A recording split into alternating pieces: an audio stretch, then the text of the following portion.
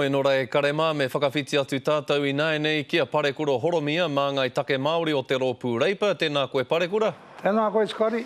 E hoa katahi anō koe ka wehe atu I te hui ātau a te rōpū wāhine Māori toku I te ora. Nera pe hea te hui I tēnei wā?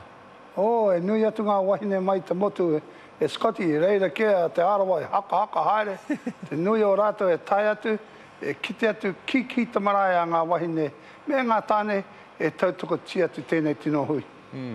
I ki te rānei koe ia hena tāmaki parekura, e pēhe o whakaaro e pāne ki aia me tāna tono kia tū ia hei toihau.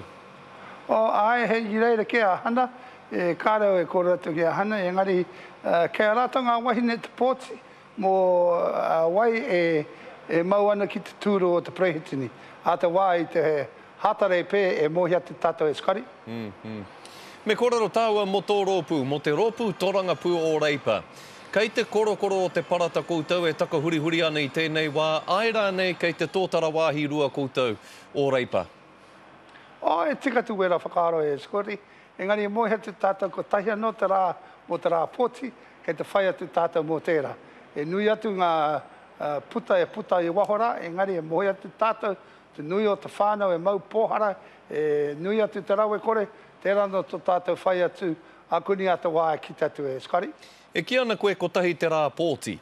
Ai. Engari te ahua nei ai ki ngata tauranga o te wā, e kore te nuinga o ngā tāngata o tēnei whenua e pōti ki a koutou hei te rā pōti. Tēnā no te whakaaro e putana. Pērā ia I wera tau e tū atu a Bill English, a Helen Clark ki tatu te tai a Helen I te wini te pōti engari ai, e tika atu kei te putatu wera ngā kōrero pērā tonu e Scotty. Engari a te wā. Ko Phil Goff te raruraru? E nui atu te taumaha e roti ato tātou. Rōpū engari kei te whai atu wetahi e Scotty, hei whakatika te taumaha tanga e ngati atu te nui o ngā whānau Māori I roto te whenua nei. Ko te mea pāpauri kepe parekura, ki te pēnei tonu tā koutou tā heke I hoi roto I ngata tauranga o te wā, tērā pēr ka ngaro tētahi o koutou māngai ārārangi Māori, ne? Pēra ia Kelvin Davis?